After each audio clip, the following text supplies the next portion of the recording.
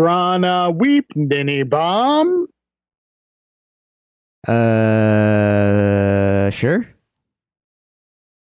Ba Weep Grana Weep Ninny Bomb. This is what now? Drew, don't you recognize the universal greeting used by Hot Rod and Cup on the planet of Junk it's during their first encounter with the Junkions? it's It been went considerably better than their first encounter with the Sharkticons. been a minute, my friend. If we were together like we were previous episode, Drew, I would offer you an Energon goodie. Alas, The universal greeting works every time. but we are apart once again. We are apart once again, but we are back. It's another episode, another exciting episode of The Devil's Due.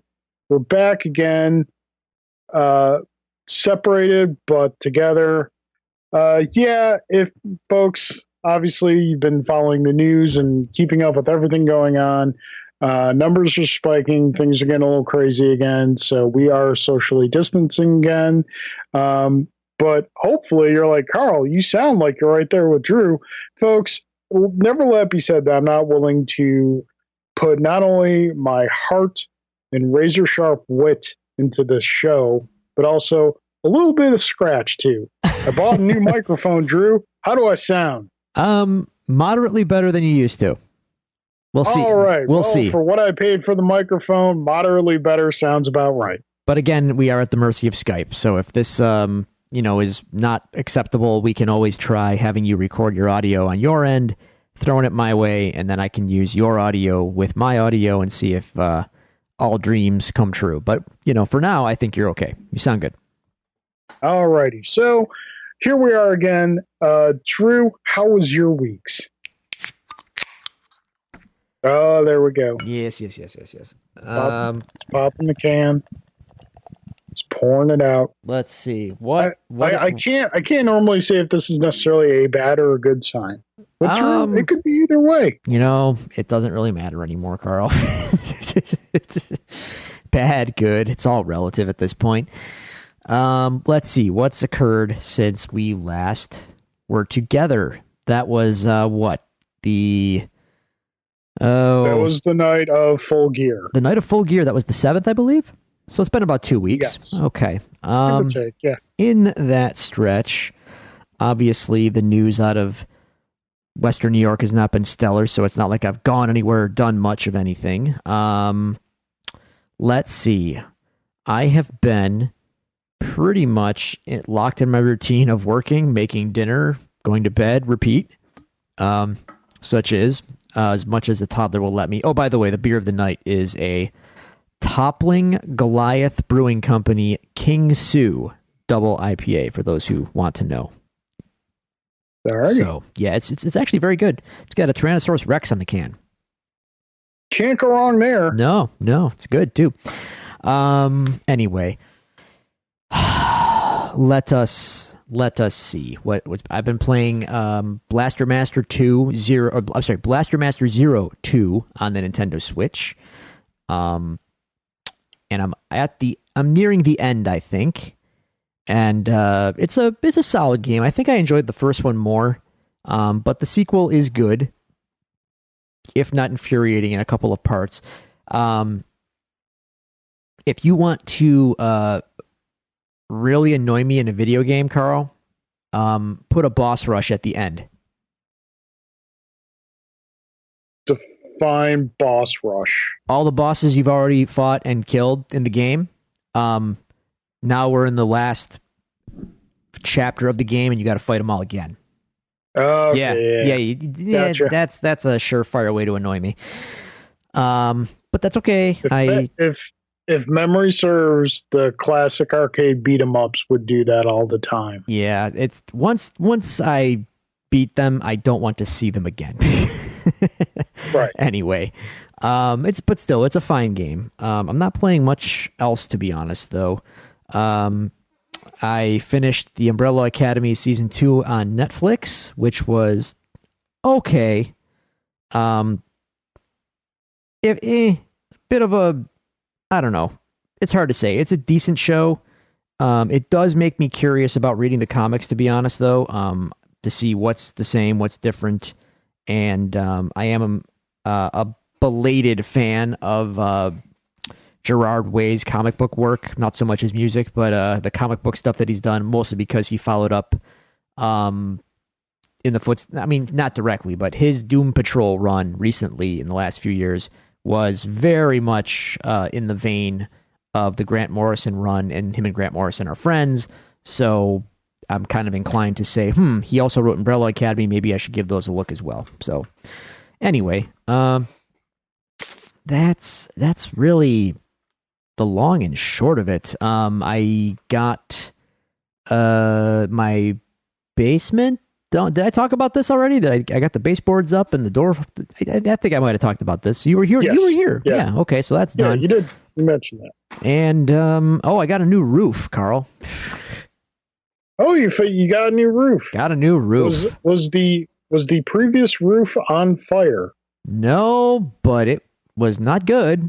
So I had areas of known problems, and then when I had 4 different roofing companies come out to give me an estimate on that area, they all said the same thing, like, your whole roof is really not good. So, long story short, when the roof was done in the early 2000s, they did a poor job.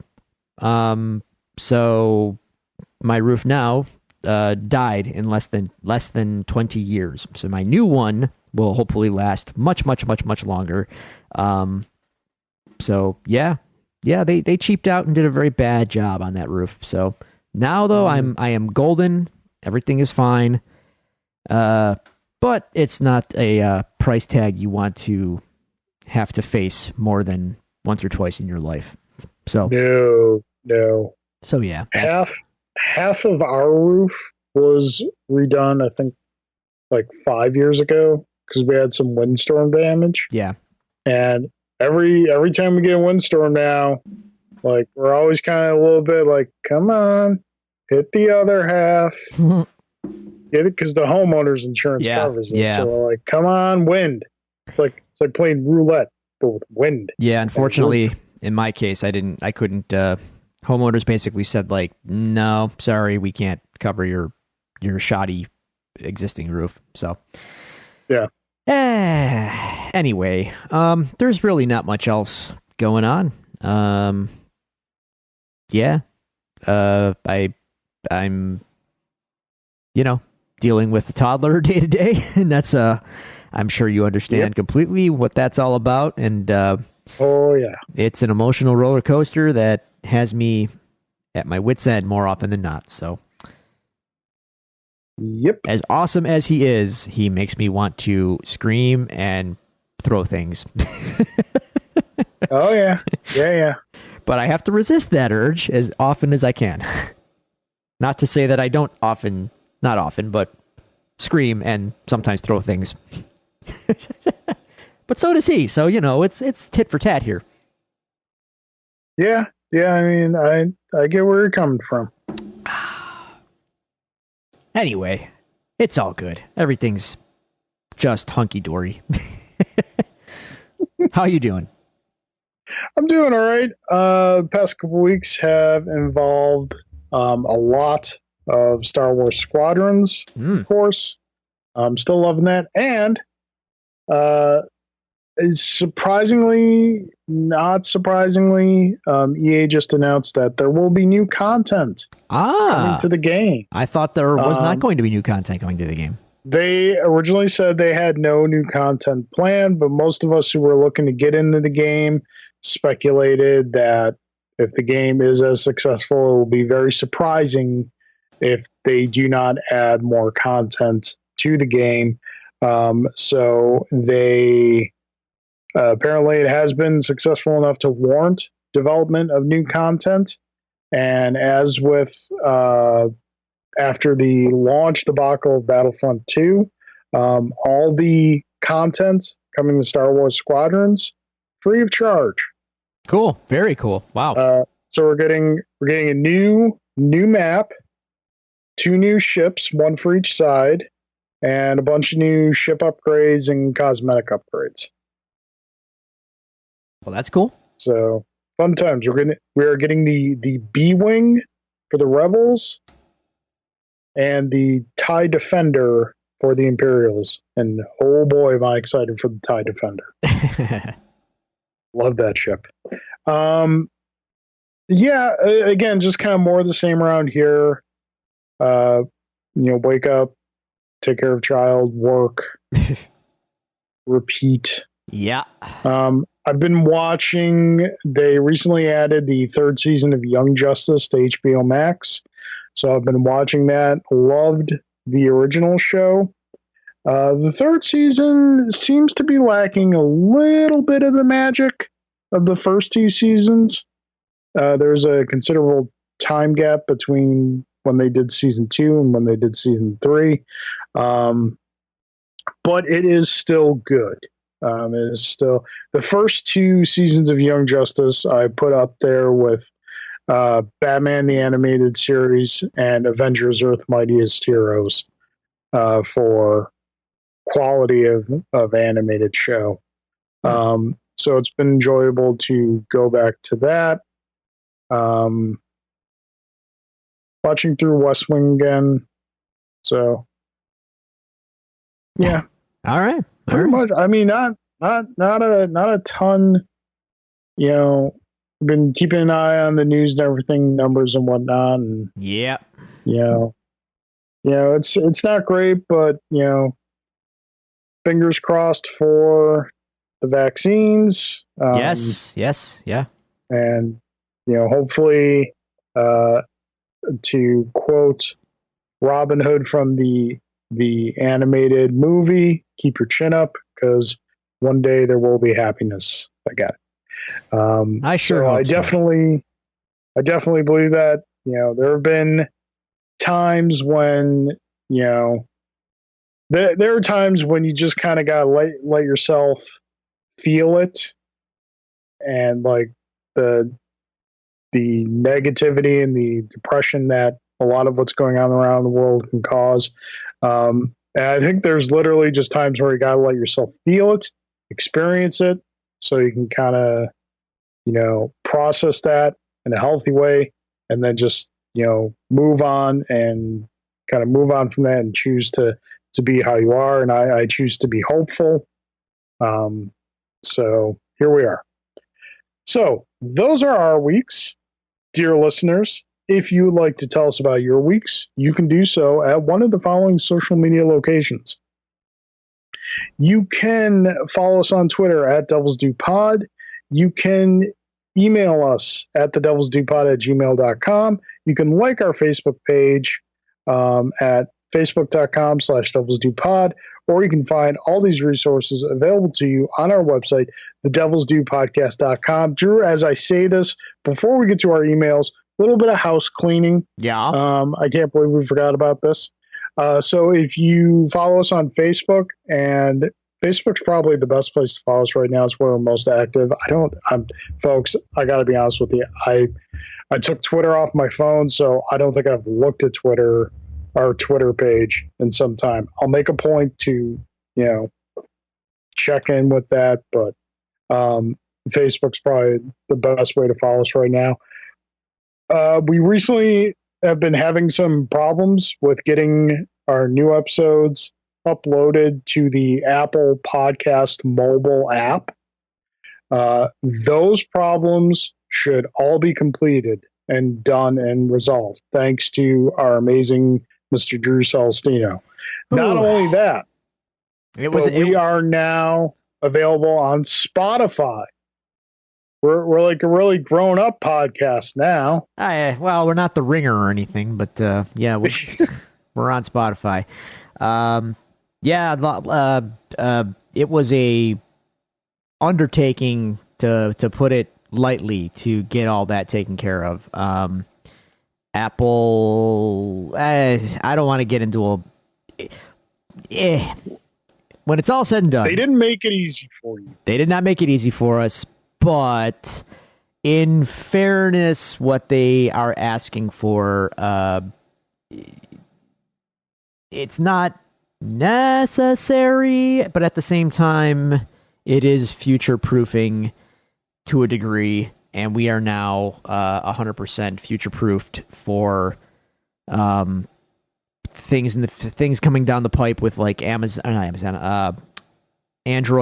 and how they're in Chrome, and it's. I don't want to get too technical on the show, but we're set up nicely. There is an added expense that I had to undergo, but it's kind of a lateral move.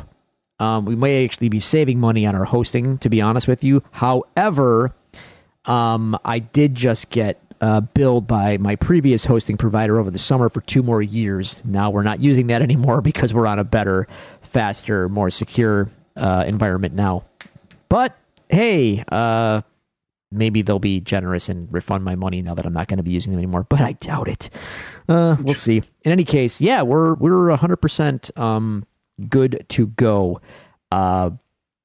We have the Spotify player. We have a player right on our website now. You can play the latest episode from Spotify right on the website. You don't even have to launch Spotify; it's right there.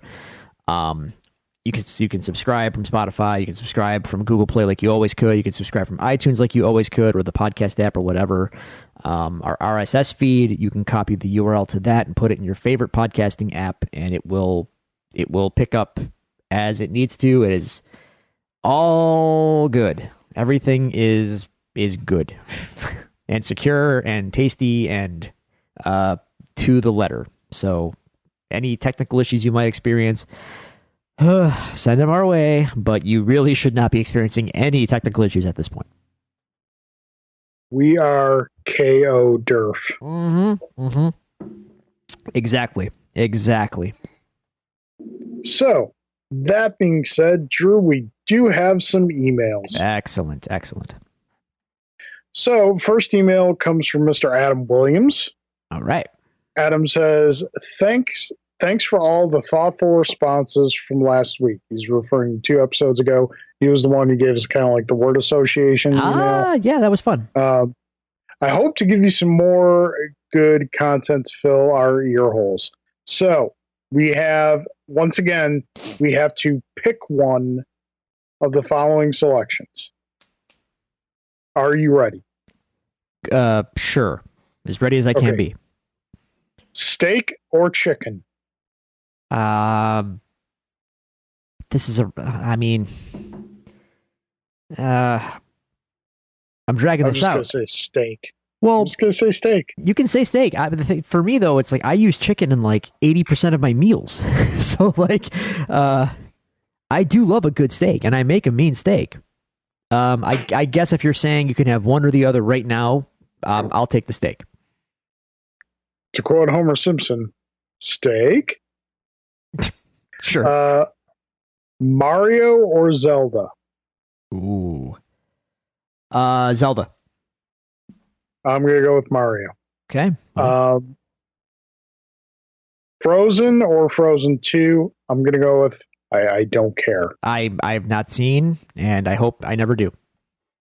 Okay. Ice cream or cookies? Ooh.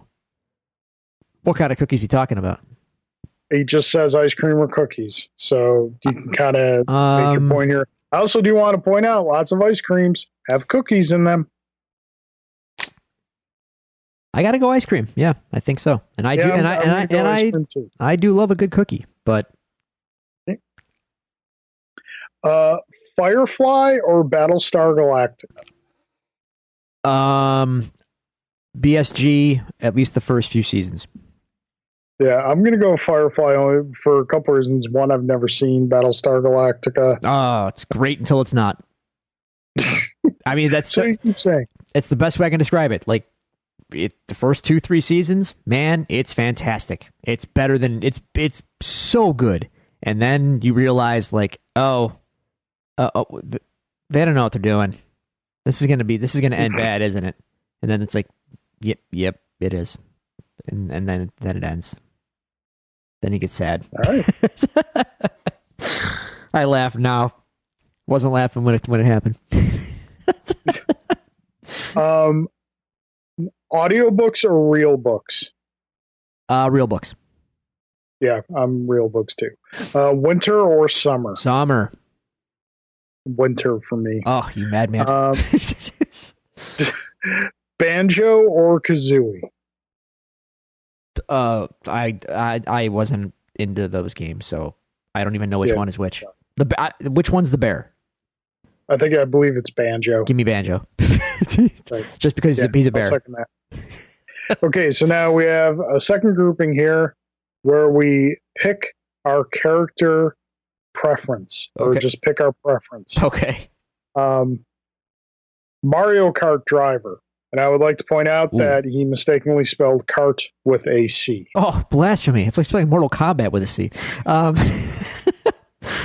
I generally go with Luigi. Not specifically because of the death stare, but it helps. Yeah. Yeah. I am typically a Koopa Troopa guy or a Lactu guy. Yep. Okay. Typically, but I also do like a good Luigi. He's a good. He's good. He's good. Yeah. Color piece preference in a board game. Green. Yes. If not green, black. As we have bumped heads numerous times in numerous games, is green for me as well. I think Jen's favorite is green as well, so it's like a three-way draw. Who gets the green pieces? Mortal Kombat, Drew. Yeah. Just spelled it with a C. Oh my God, what is he doing? Okay. What a noob. Noob. Was there another option there? Yeah. What's your character preference? Oh, I'm sorry. I thought it was Mortal Kombat or my character preference. Yeah. Generally, ever since the days of Mortal Kombat 1 into 2, if Raiden is available, I will take Raiden. I will usually default to either Scorpion or Reptile. I was a Reptile guy too, but his style is a little different than a Raiden. He's more typically Reptile's a little more cerebral. He has interesting. Well, again, going back to like Mortal Kombat 2, he has more strategic kind of moves. Remember the energy ball? It can go fast or slow. Yep. And you could kind of plan your move based on that, and you could do, throw one then the other. And Reptile was always a little more cerebral than your other characters, at least back in the day. Yeah. Okay. Street Fighter. In my youth, I was a Guile guy. Okay. For the most part, for me, it's like 1A is between Ryu and Blanca. Okay. Yeah, I liked Blanca too back when, but I primarily use Guile. All right. GoldenEye. Odd Job. You dirty. Dirty. Like, I legit, sir, I almost just swore. Granted that it's been like, what year is this? It's been 25 years since I've played that game. No, it can't because it came out in 96, 97. So, okay, 24 years since it came out. But, yeah, I generally would, choose Odd Job. You have no decency, sir. With proximity mines. You are a man of ill repute. Oh, it takes me a man back. of ill repute, I say. How is it possible that they have not been able to recreate the magic of that game?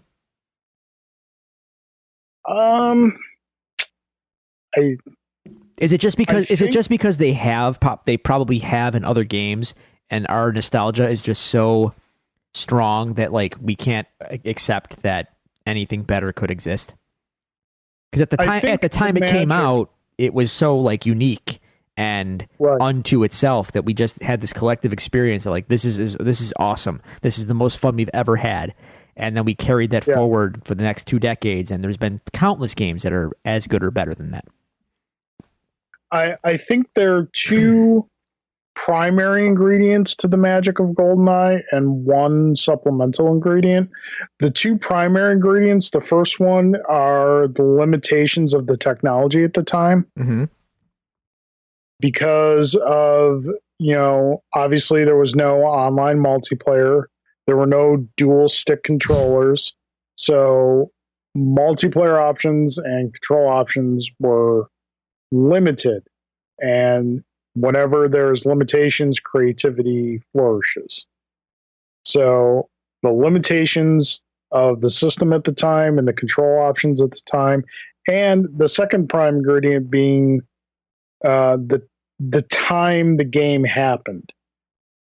Because, again, with the absence of online multiplayer, couch co-op was the only way you could do that. And that having that environment, whether it was, in a dorm room or with friends in your basement at home, however, you had that community experience with the game. The supplemental ingredient, which you kind of touched to, is that there was no other experience like that at the time. Right. Now that experience, air finger quotes, is readily available in any number of options.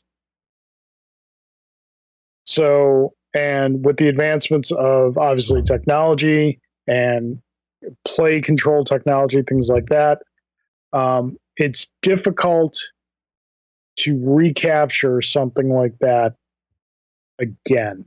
Yep. So, yeah. All right, so we got two more for pick your characters. This one you're probably going to take a hard pass on. It's Lord of the Rings character. The what now? Yeah, I know you're not a swords and dragons guy. I'll just say Gandalf because it's Gandalf, right? It's yeah, sure, him. I guess. Does he live? For the yes. Okay, I'll go with him then. For the books, I will say Aragorn. For the films, I will say Samwise. And then lastly, of course, Star Wars character. Who am I choosing it? Like in what game or just in general? No, just like your character preference for Star Wars.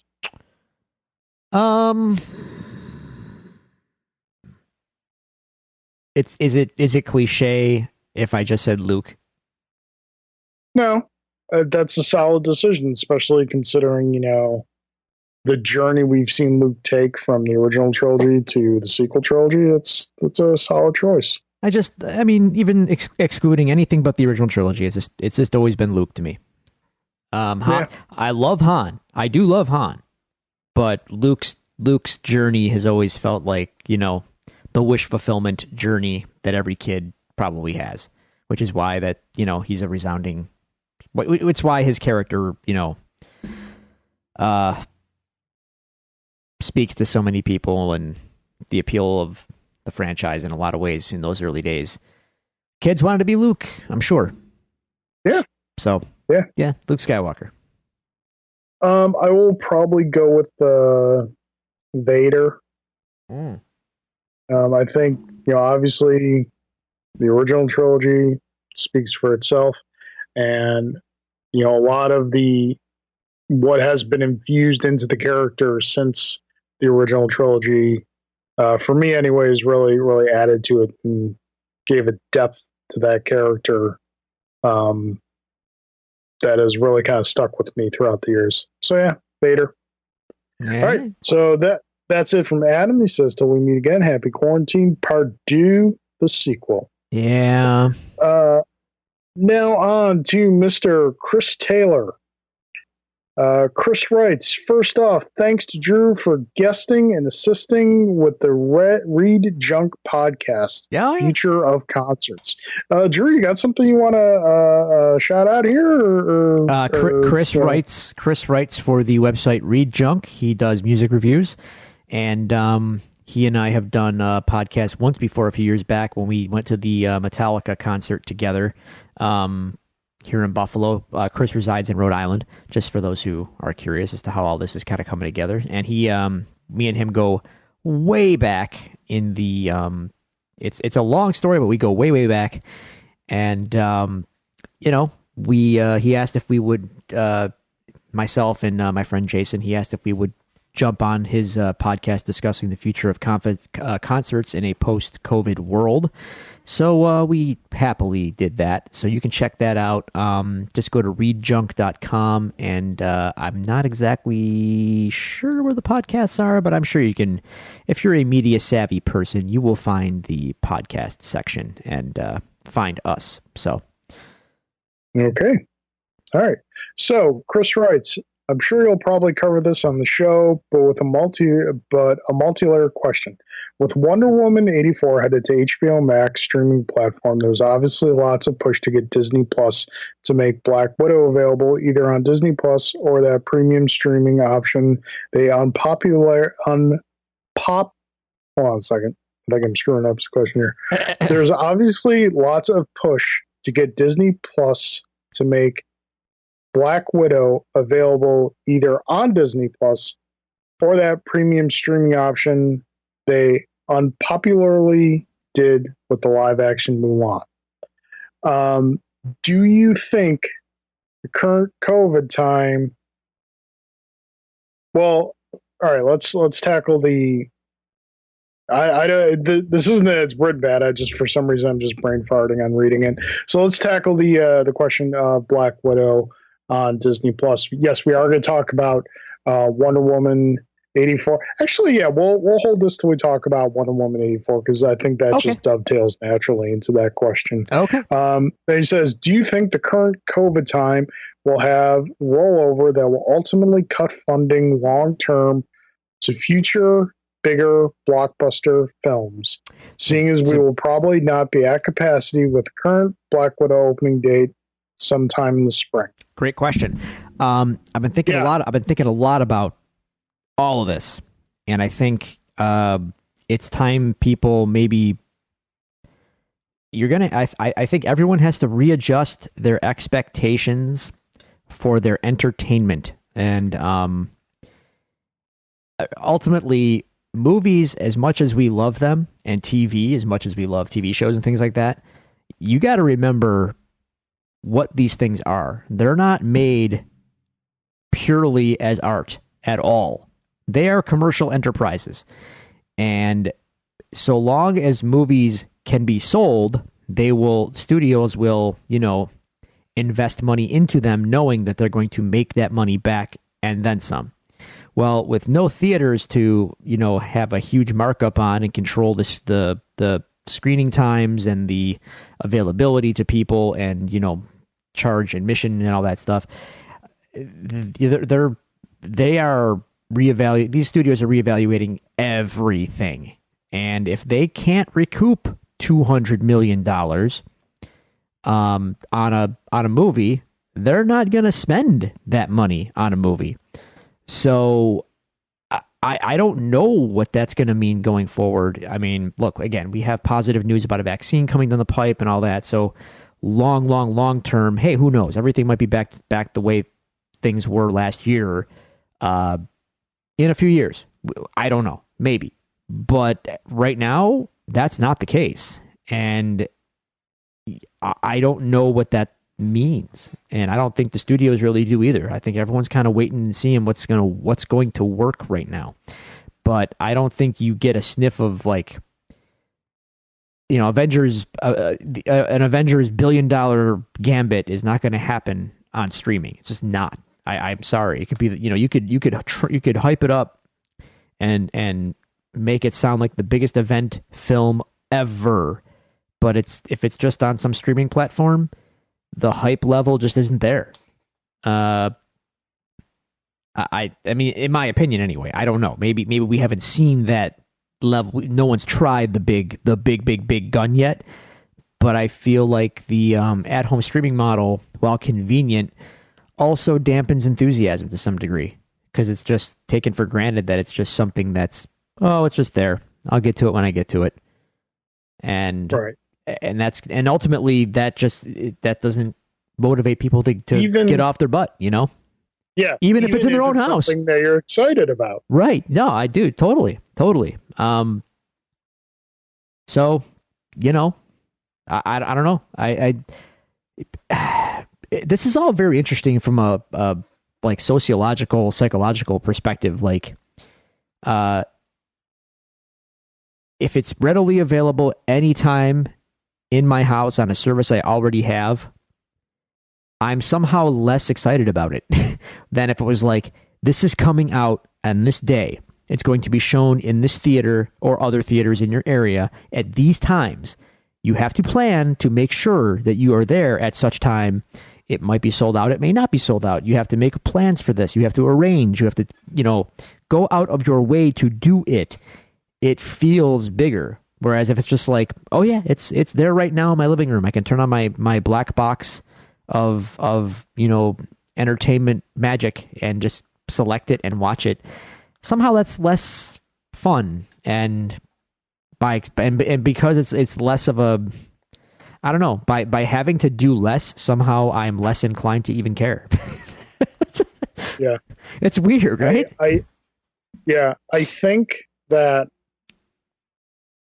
for films that, like, big budget blockbuster films that have been shot and are in the can, done, ready to go, like Wonder Woman 84, right, Black Widow, so on and so forth, I think you will start to see more and more of a theater and digital same day release.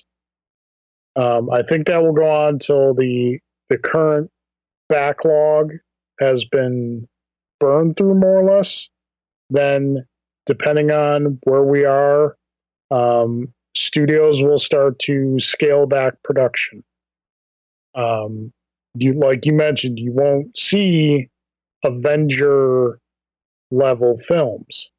You'll see things like, The Mandalorian, WandaVision, series, streaming service series, smaller budgets, things that they can, get directly to the people.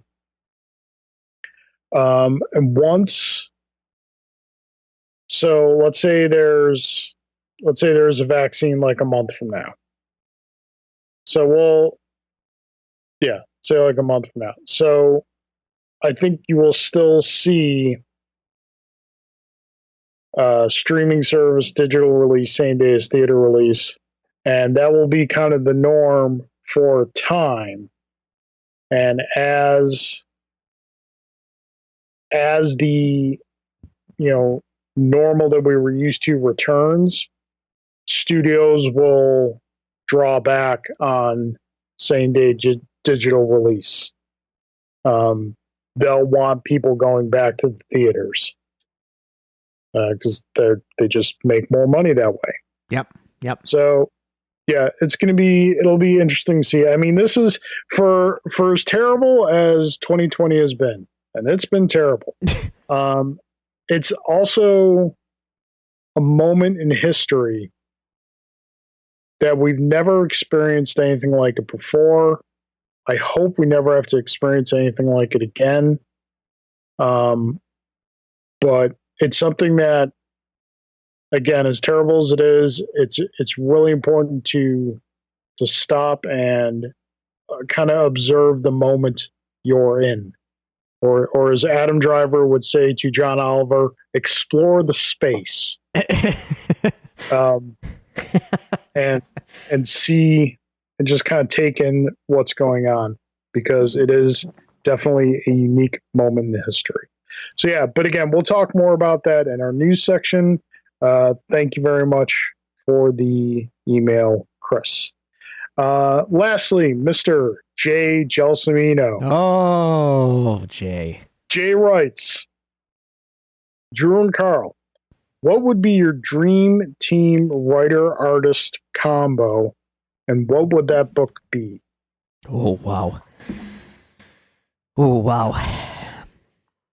Yeah. I mean, I for me, that stuff's already happened, like you'd have to get me to really think about what franchise do I love that has not had my favorite writer's, slant put on it yet. Right. But that's difficult to. I mean, my favorite, like you know me, my favorite writer is Grant Morrison. Yeah. My favorite artist is Alex Maleev, but those two don't necessarily go together, and I couldn't necessarily tell you a property that they could go together on. So that's tricky for me, I guess. It's wow. I gotta call a mulligan here. I don't know. I really don't know. What about like? I haven't fantasy booked a comic book in a long time. What about Grant Morrison and Alex Maleev on G.I. Joe?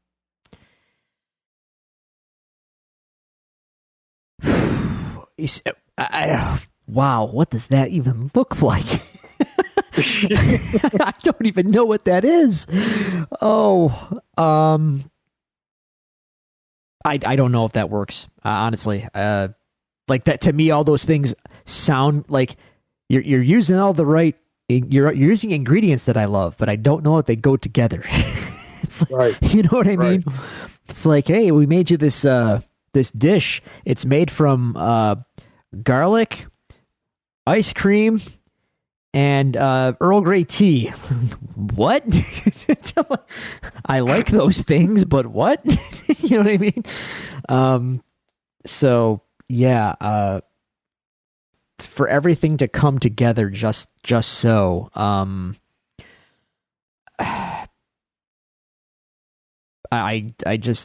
really stumped as to what that would be.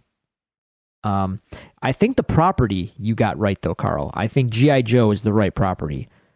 What team do I want to see do G.I. Joe? Now that we've kind of gone there, now suddenly my brain's kind of afire, and I could say, okay, give me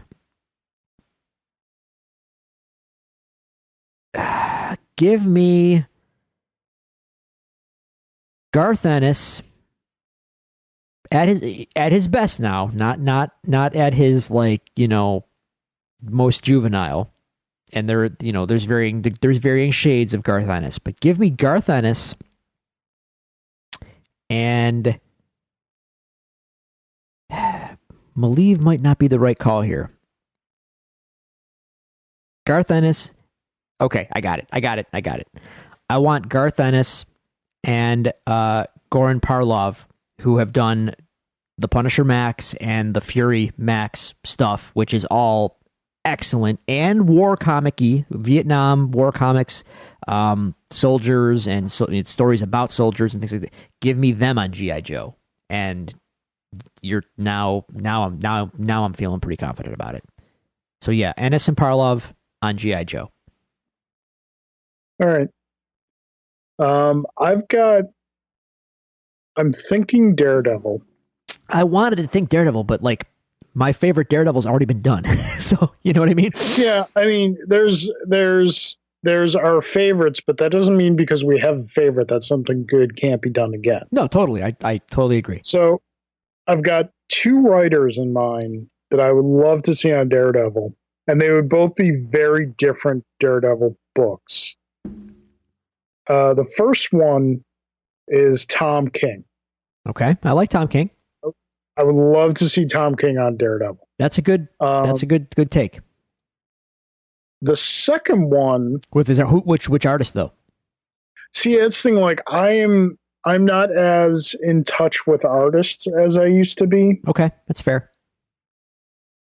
So, you know what? Okay, I'm gonna say Humberto Ramos. He's great. But with the second writer, I'm thinking more than Tom King. With Tom King, I would actually take the artist that he did his Batman run with, but the artist escapes. His name escapes my mind. But Humberto Ramos with Paul Dini. Okay, that's interesting. Daredevil. I I'm picking up what you're putting down. Because I like Paul Dini's one of those writers. Like, I will follow you wherever you go, sir. You know what? Yeah. You know what occurred to me, and we got halfway there, but what occurred to me as you were saying, Ramos, give me Kirkman and Otley on Spider-Man.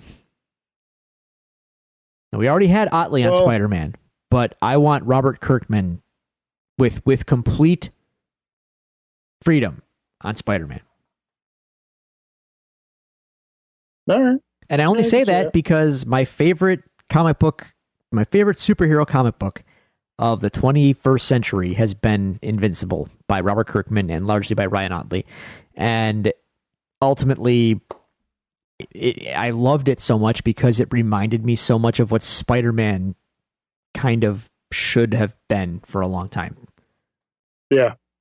Actually, you know what artist I would like with Tom King on Daredevil is Sean Gordon Murphy. Okay, yeah, that'd be pretty wild. Yep. And you know what? Those are my two teams. And now that we're saying, now we're doing all this fun stuff. Now, you know who else I'd like to see draw Daredevil? Is R.M. Guerra, who drew Scalped by Jason Aaron, which is one of my favorite. Okay. That book was fantastic. I cannot recommend Scalped enough. And he's currently drawing The Goddamned, also by Jason Aaron. But put that on Daredevil. Put him on Daredevil. It would look fantastic. Yeah. Yes. Who would write it? I don't know. Jason Aaron on Daredevil. Although, to be fair, Jason Aaron I love Jason Aaron. I think he's one of the best writers of the last in the 2000s. Jason Aaron is up there, right? But he also is kind of like he has his great books, and then he has his kind of like out there concept books, and I don't necessarily love when he gets too out there. So like his Thor run was tremendous, and Scalped, like I talk about, tremendous. But then he's also got like some of his Avengers stuff, which is like, yeah, it's okay, but it's a little out there, and he kind of fanfics it up a little bit. Like I feel like a lot of Marvel comics in the last 5-10 years have been like fan fiction-y, where they're just mashing up stuff and throwing stuff at the wall like we used to do as kids. And while that sounds fun, in reality, it's kind of like you're really not thinking. There's not a lot of thought here. This is just kind of like mashups for the sake of it. And I'm not trying to throw Jason Aaron under the bus by saying that, but some of his stuff in the Avengers world feels that way, and he's not the only one doing it. I feel like Marvel Comics as a whole has been guilty of that for the last little while. And anyway, we're getting off topic, but yeah. To be fair, though, given the size of your to read pile, can you safely say what Marvel Comics has done in the past 5 to 6 years? Yeah. Oh, definitely. No, I've read it. I know you've got a bit of a backlog. I do. I really do. But I've read enough. I've kept up with enough to know kind of like, what are we doing here? You know what I mean? Like, we had the Cosmic Punisher thing, Cosmic Ghost Rider, who is the Punisher. Like, come on, dude. What is this? And then didn't they mash up Venom with another, like, now we've got there's an X-Men crossover happening right now, and it's called X of Swords, where everyone has a sword. What the hell? What is that? What the hell is that? Who thought of that? I read Daredevil, I read Amazing Spider-Man, and I read the Star Wars stuff. That's even Daredevil's a little wonky right now. Like it's Daredevil's good now. It's solid. Yeah, it's okay. Anyway, I you know what I'm saying. You get the vibe I'm trying to. You know what I'm saying. Like things just feel a little. We got to refocus a little bit here. Yeah. But then again, we've had this conversation before. Like, we have the comics in general. by their nature they can't end, but man, sometimes I wonder if they should. But anyway, I digress. Thanks, okay. Jay. Thank you for that, Jay. Yeah. All right. So moving on to Jay's question, just for you. We're not done yet. Oh my god. No, that was just our combo question. Drew. Yes. Butcher Blade Kingston, aka the Family. Yeah. Or Death Triangle. Oh, Death Triangle. And that's tough. Yeah, see, the thing is that, and what's kind of weird about that though is that's actually a tough call, because Kingston, man, that dude, he has that rare quality in professional wrestling. We all know wrestling's not real, right? I don't think he knows that. That's the thing. Eddie, when Eddie Kingston, I don't think he knows it's a work. He's got that rare ability, man, where when he talks, you think like it's real. Like anyone else can cut a promo and you go, yeah, it's a good promo, but you still know that it's just a guy cutting a promo, right? When Eddie Kingston talks, he is one of the few guys in the business. When he talks, your brain goes, it's real. Like he makes you think it's real. So that's actually a tough call. And not for nothing, Butcher and Blade, man, for being relative unknowns a year ago, they've had a really solid year, and they're good. They're pretty good. So and they're on. I'm happy for them being Buffalo Boys and all that stuff. So Buffalo Zone. I hope the future is bright for them. I hope they get some time to shine, and good for them. But I mean, Death Triangle, Pac, Phoenix, Pentagon, dude, like, take my money. Take all of my money. You guys are amazing. All right. All three. Amazing. But the question is, how committed is Penta to Death Triangle? See, they to be seen. They left just enough doubt in there, didn't they? Because he didn't actually hit anybody with that chair on Wednesday. No, he didn't. So, no, he didn't. Is he really Death Triangle?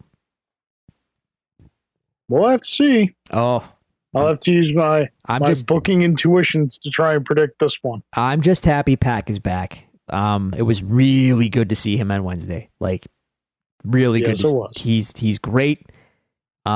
He's got a little rust to shake off. He does, but he's been off for 8 months. But God, he's still in phenomenal shape. He can still go with anyone, anytime, anywhere. And that dude just has, at some point, I could easily see him as champ. All right. So, Carl, what wrestler from your childhood in their prime would you most like to see have been in AEW? All right, I'm going to pick a singles and a tag team. Tag team, Demolition. Okay. Original Demolition, no Crush. I always loved Demolition. Thought they were great. Singles, you know what? I gotta go with Shawn Michaels. Wow. I gotta go with Shawn Michaels. Okay. All right. I don't know that he would fit in the locker room, but yeah, sure, he could. He's Shawn Michaels in a lot of ways is one of the reasons why AEW exists over a long enough timeline. Shawn being an undersized guy for the era he was in really set the tone for the next phase of the business with smaller, more agile, more I guess agile. I said agile. So smaller, more agile, more stylistically diverse workers. Shawn was one of the first guys to do that and set the tone for what was coming after that. Prior to that, it was all big man's game. So, yeah. All right. So, Jay, thank you very much for those questions. Thank you all for those questions. We appreciate them. Questions have been pretty fire the past couple pretty episodes, solid, man. Rock solid. All right, so moving on to our news, as we alluded to in the questions, our top news story is Warner Bros. Has announced that on Christmas Day, December 25th, they are releasing Wonder Woman 84 in theaters and on HBO Max.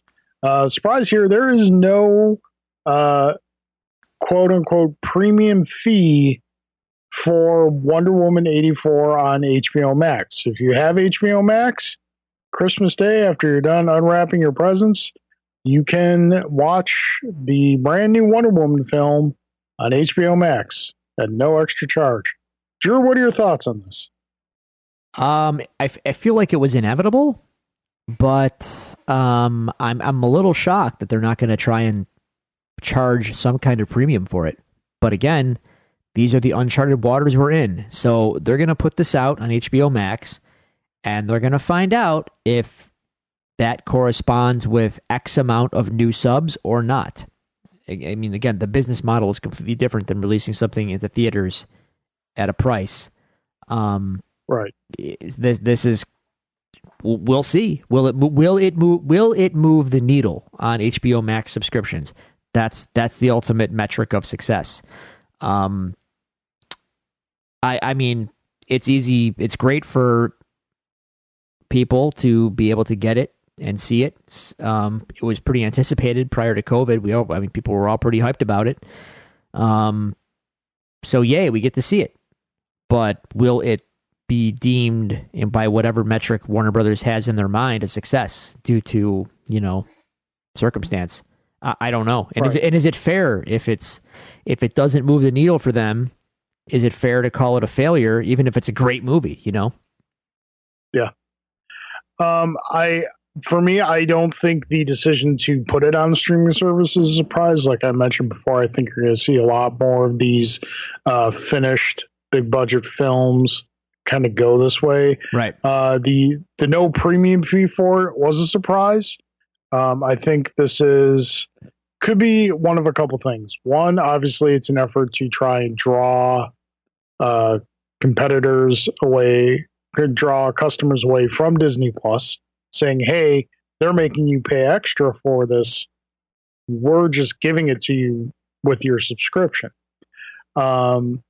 There's also a consideration that, given everything going on, are they just kind of punting on their DC cinematic features? But at the same time, they're giving Zack Snyder God knows how much money to finish, once again, air finger quotes, his film. Yeah, no trailer came out. Don't.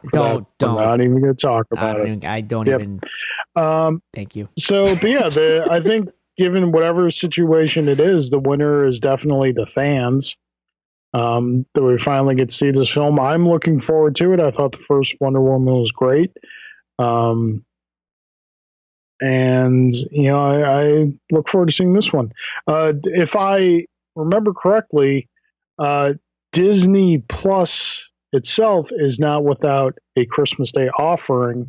I believe the new Pixar film Soul will be on Disney Plus on Christmas Day as well. Wow. As far as I know, there's no premium price tag on that one. I'm looking forward to that. Number one, it's Pixar, so it's automatically on your radar. Yeah. But that is interestingly enough scored by Trent Reznor and Atticus Ross. So yeah, what is that going to be like? I don't know, but I'm very curious to hear it. So yeah, I believe that will be available on Christmas Day. So obviously there's a little bit of competition there. But again, getting back to it, we've spoken before about how Disney kind of dipped their toe in the water with Mulan, with the premium feature, pay extra on top of your subscription fee for the film, but it didn't really go the way they wanted. But at the same time, the contributing factors to that were, A, the movie was not great by all reports. and B, like a week before it dropped on the premium service, they told everyone that it was going to be free to stream in December. So maybe not the best. Shot themselves in the foot a bit. Now, yeah, kind of. So we can't say that it is not a potentially successful option, because there's a world of difference between people, the amount of people who'd be willing to plop down $30 for Mulan that's getting not great reviews, between the number of people who would be willing to drop down $30 for, say, Black Widow. You know, I would drop $30 for Black Widow. You know, not just because I really want to see Black Widow, but because, in all honesty, you know, if I go see Black Widow in theaters, Julie's coming with me. So that's, you know, after tickets and maybe a stop at the concession stand, we're spending way over $30. Yeah. Yeah. So I don't think the price tag is outrageously bad. But it will be interesting to see if they're willing to. I think of the Marvel films that you could do that with, Black Widow is one of them. I don't think you could do that with like an Avengers Endgame. So I don't know. It's one of these things that is going to be interesting to see. I believe I saw a report, I can't remember where I saw it, that MGM tried to sell the new James Bond movie to Amazon. Like they would completely purchase the film.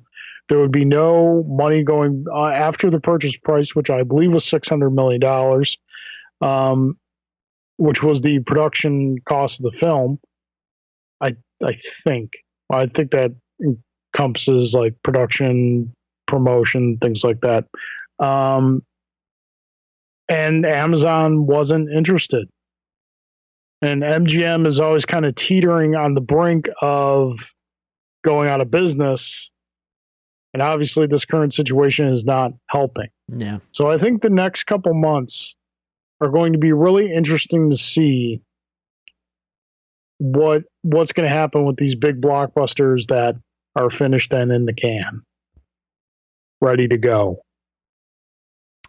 Like I said, it's all about moving that needle on the subs, and if they do, then everyone's going to try and do more of that. If they don't, then you're going to see a big cutback in budget and whatever else until you know, theaters reopen and business as it was resumes, if it ever does.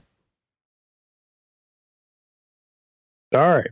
So moving on to our next story, this past week, or not this past week, the week before was the official launch of the new console generation with the new PlayStation 5 and Xbox Series X B19. Yeah, it's all very complicated. I think paper, rock, scissors. I think hashtag terrible name. It is, but I think what you have to understand about the Xbox model is they have given up the traditionally in the console game, as we have come to know it over the last 35 years. Let's call it 35 years, right? New system, new name, new architecture, new platform, etc. Right. Xbox is kind of saying, nope, we're not doing that. Xbox is Xbox. This is just the new model Xbox. Kind of like your iPhone. It's just the new model of the platform that you know. That's it. That's literally it.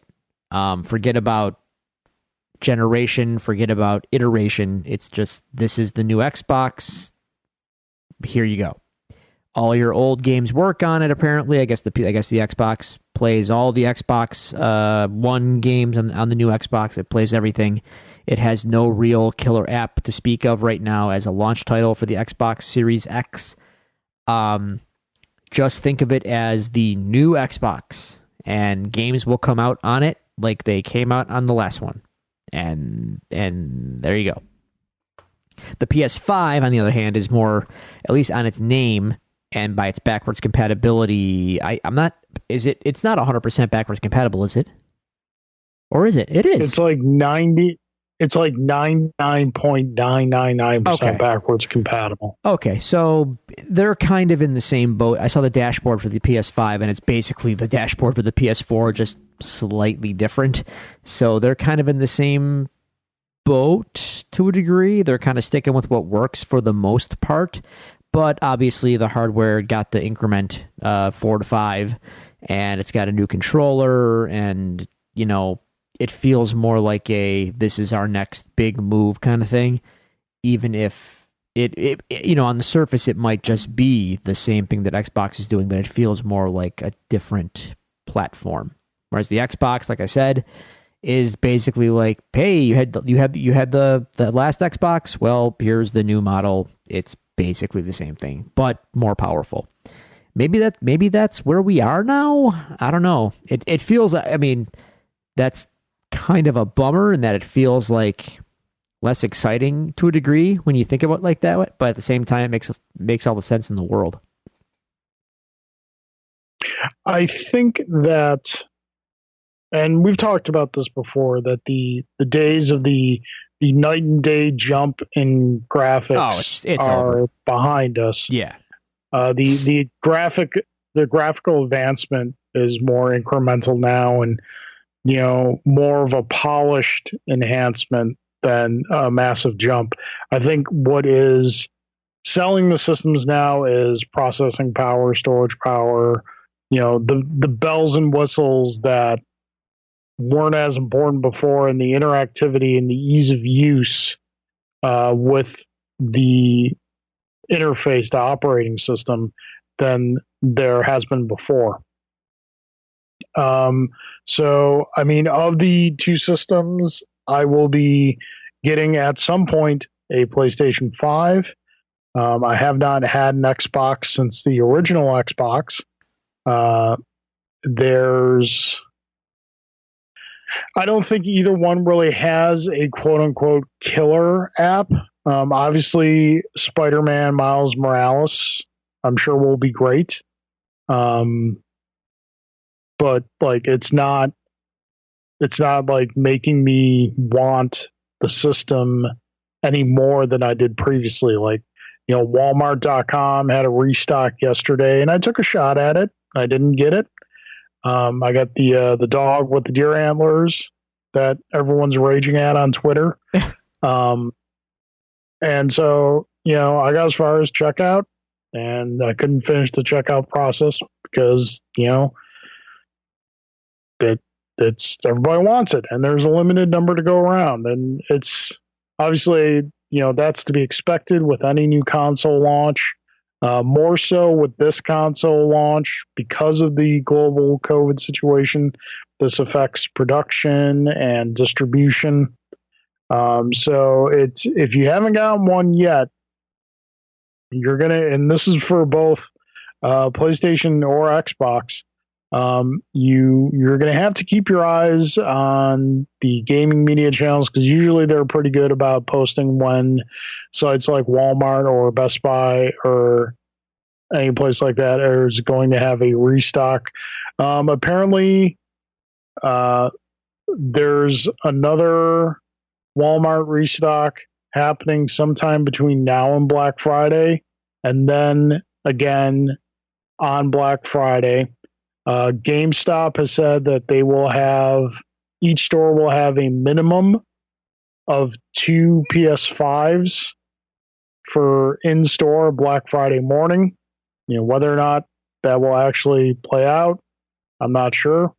But they're going to be scarce. You're not going to be able to casually buy one for good solid couple months probably. Yeah. So, but they're out. It's a new generation. You know, look forward to seeing what comes. I know Street Fighter 6 will come at some point. probably within the next 2 years or so. So there's that.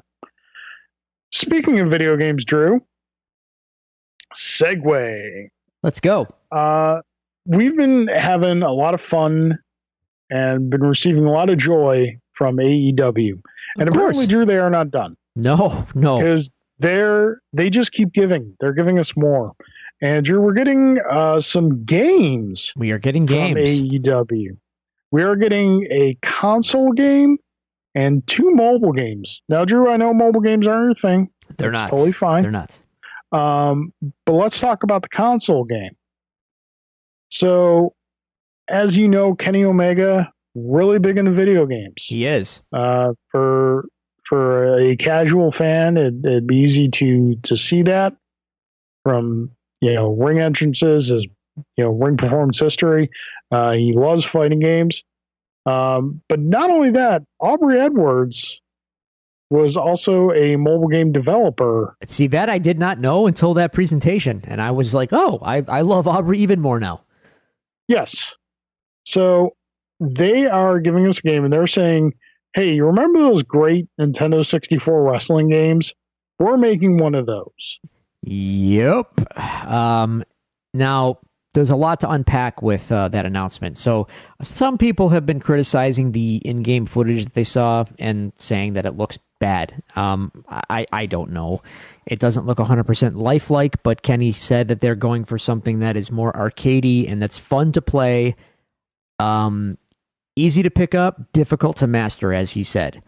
And they made the No Mercy comparison several times, and they even have the director of No Mercy on board to direct this game. That is exciting. The only misgiving, I think, people are crapping on the look of it. I think it looks fine. Relax. If it's fun to play, I'm okay with slightly exaggerated graphic. If the characters look slightly larger than life than they really do, as opposed to completely true to life, I'm totally fine with that if the game is super fun, right? It's a game. Enjoy it. So the developer is Yuke's. Now, Yuke's used to make WWE games, but they did not make No Mercy.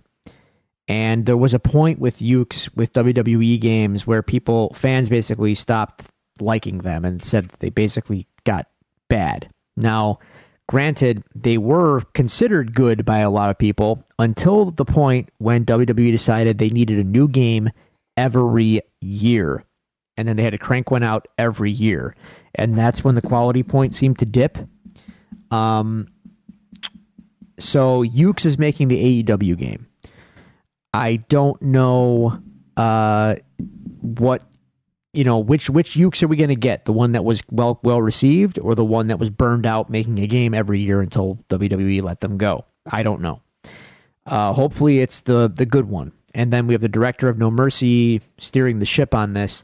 I hope he brings enough of that mojo, but still updates that, look, I love No Mercy to death. It still is my favorite wrestling game, but it's okay to revere it, but also want to bring it up to modern standards, right? So I hope it all works out. I certainly am personally 100% on board for a new super fun wrestling game. And I don't care whatever console it comes out for. I love a good wrestling game. So I hope this is it. I really do. So let me ask you this, because I never played No Mercy. So 2 questions. When did No Mercy come out, and what made it so great? No Mercy came out, I think it was 01? 02? No, actually, 2000 it came out. That's about right. So No Mercy was the sequel to WWF WrestleMania 2000, which is also on N64. And that game itself, N64 was also home to the WCW games that came before it by the same developer. So you had this developer that made WCW versus NWO World Tour, which was renowned. It was super renowned.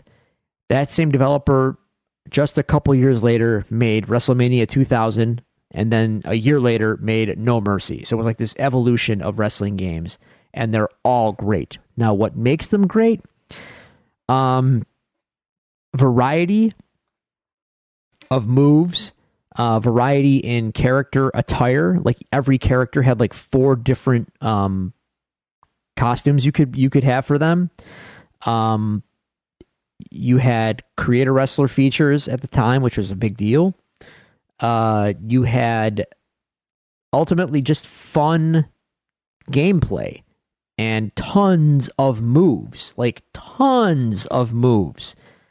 And every character had, like out of every, put it this way, you had it was all based on like grappling, where you could play your moves out. You had weak grapple and strong grapple, and out of either one, you had 4 different moves per weak or strong grapple.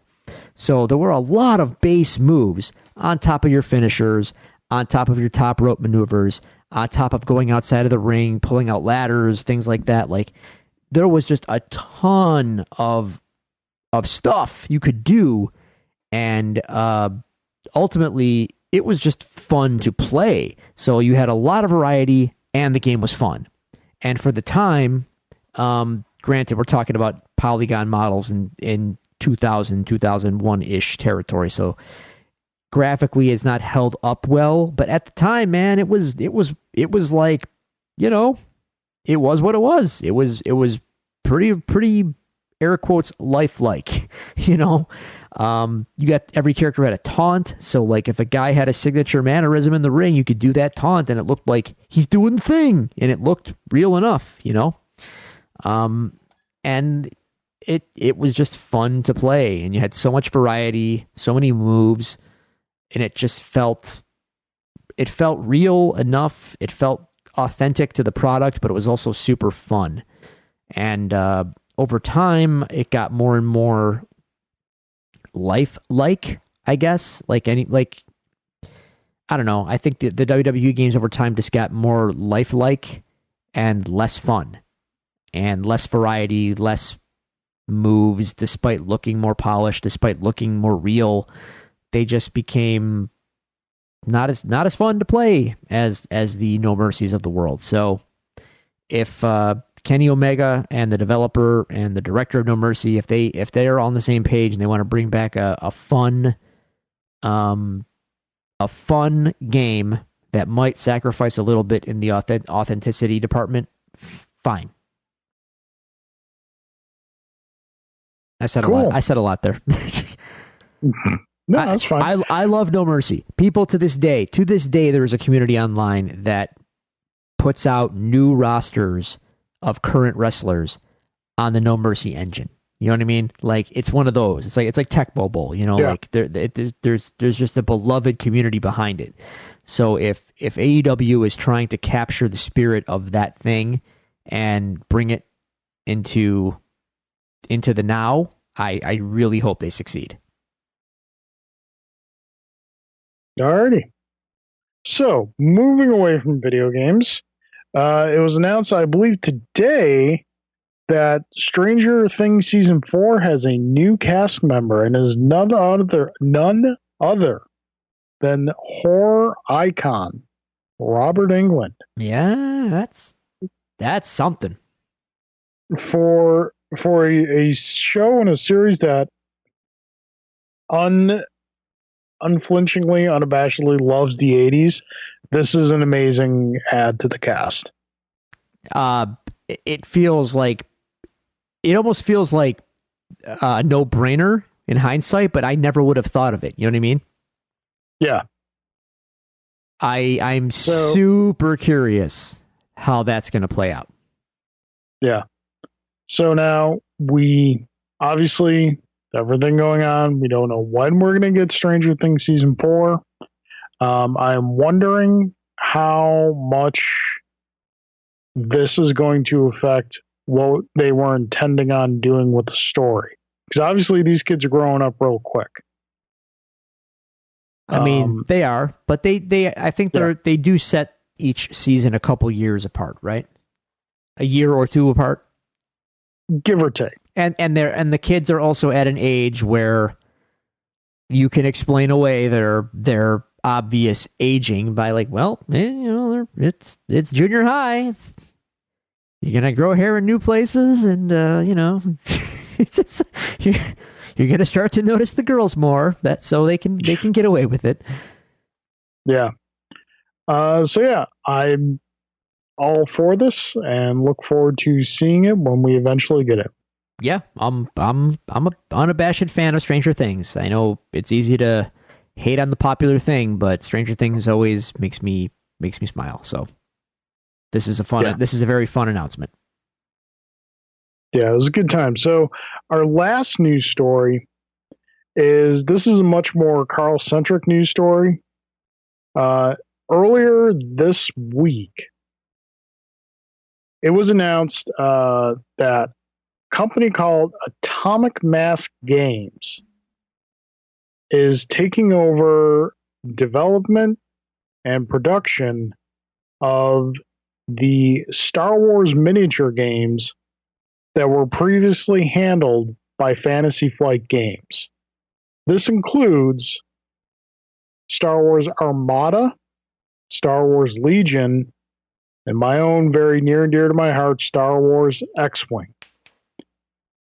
So now to clarify this a bit, both Fantasy Flight Games and Atomic Mass Games are owned by one company. They're owned by a company called Asmodee. Asmodee is probably the biggest company when it comes to board games. They tend to buy smaller game companies, keeping the company intact for the most part, letting it do what it did previously. They just operate under the Asmodee umbrella. Now, Atomic Mass Games produces one game so far, but that game is Marvel Crisis Protocol, the Marvel Miniatures game that came out last year. And by all accounts, for the past year, they've been killing it with Crisis Protocol. There are new products for this game out every month. They have what's considered a living rule book for the game, meaning updates can be done very easily and can be done frequently if need be. And so far, everyone I've heard who has actually played the game has really enjoyed it. Now, I did not get into Crisis Protocol because the miniatures for the game are not pre-assembled nor are they pre-painted. And I just don't have that time, patience, or ability to do something like that. I like X-Wing because I get the ships. They're pre-assembled, they're pre-painted, they look fantastic. The game is great. But everybody who I know who has played Crisis Protocol absolutely loves it. But Drew, this is huge that this is happening because these three games, X-Wing especially, was Fantasy Flight's biggest moneymaker. This would be the equivalent of if one company owned both Capcom and Namco, if that company took Street Fighter from Capcom and moved it to Namco to be made. That's kind of the equivalent of what's happened here. So what caused this transition? So Fantasy Flight Games, up until X-Wing was released back in 2012, Fantasy Flight Games was traditionally a board and card game company. They've done the Lord of the Rings collectible card game and living card game, the Arkham Horror living card game. They did Star Wars Destiny card game, which recently completed. X-Wing was their first miniatures game, and X-Wing hit much, much bigger than was anticipated. Like, I came on X-Wing, I believe, in 2016. So, but from what I understand, when X-Wing first came out, you could not find product anywhere. because as soon as it hit the shelves, it was purchased right away. So X-Wing hit pretty big and just became their biggest moneymaker. That led to the introduction of Armada, which is a bigger scale miniatures game dealing with X-Wing deals with the fighters, TIE fighters, X-Wing, so on and so forth. Armada deals with the big capital ships, Star Destroyers, Nebulon Bs, things like that. And then they did this past year, or I think 2 years ago, they launched Star Wars Legion, which is a kind of like a answer to Warhammer 40K, armies, miniatures, whatnot on table. So they had multiple divisions at Fantasy Flight Games, one of which was like a miniatures division, another was like a board and card game division, and they just kind of rotated staff between the divisions. There were core staff for each game. They also do the Marvel Champions living card game, which I play. And they also have an X-Men board game coming out sometime this year. But Atomic Mass Games is made up, it's a new company. It was comprised of its founding members are primarily from other companies that dealt with miniatures games. So they only do miniatures game, like Marvel Crisis Protocol. They've shown that they can handle big title license games with Marvel Crisis Protocol.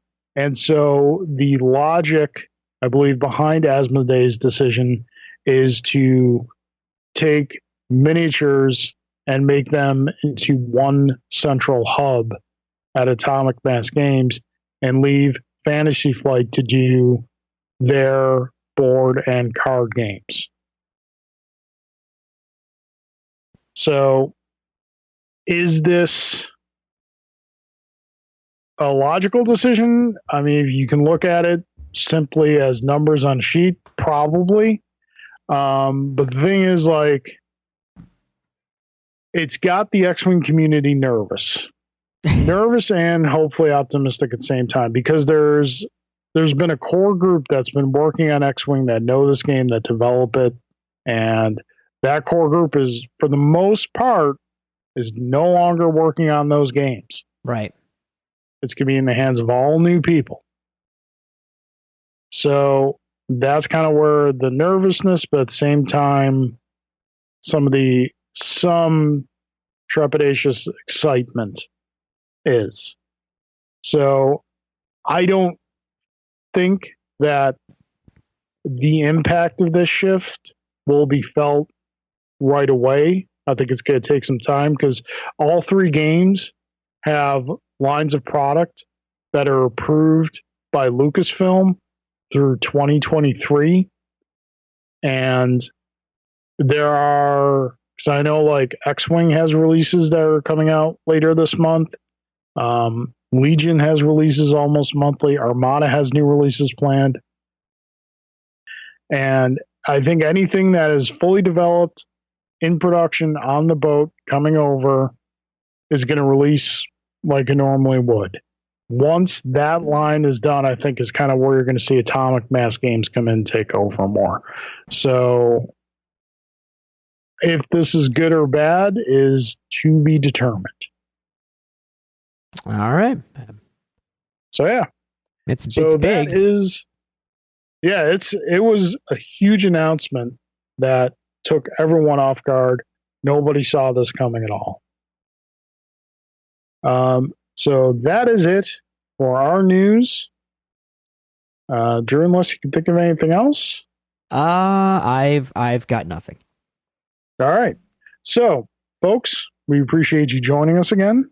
We appreciate you participating in the show, sending us questions. We appreciate your patience with us while we get our technical difficulties fixed with the Apple podcast app. If you would like to contact us, send us any questions or comments to be read on the show, you can do so at the following locations. You can follow us on Twitter at Devils Do Pod. You can like our Facebook page at facebook.com/devilsdupod. You can email us at thedevilsdupod@gmail.com, or you can find all these resources available to you on our website, thedevilsdupodcast.com. Drew, that being said, any last thoughts? Happy Thanksgiving, everybody. Yes, have a happy Thanksgiving. Please stay safe. I'm not going to tell you how many people to go have in your house or whatever, but be safe and be smart. And if you feel uncomfortable, it's perfectly okay to celebrate on your own. Yeah. Have a Thanksgiving taco. Ain't nothing wrong with that. That sounds fantastic, actually. Nothing wrong with that. And I'm sure that there are those out there who don't mind not having to go to their families for Thanksgiving. So, you okay there, Drew? Completely coincidental coughing as you said that. Okay. All right, but folks, have a happy Thanksgiving. We will see you back in a couple weeks. We got some fun stuff coming down the pipe, so it's going to be good times. Thank you again for joining us. Be excellent to each other. Party on, dudes.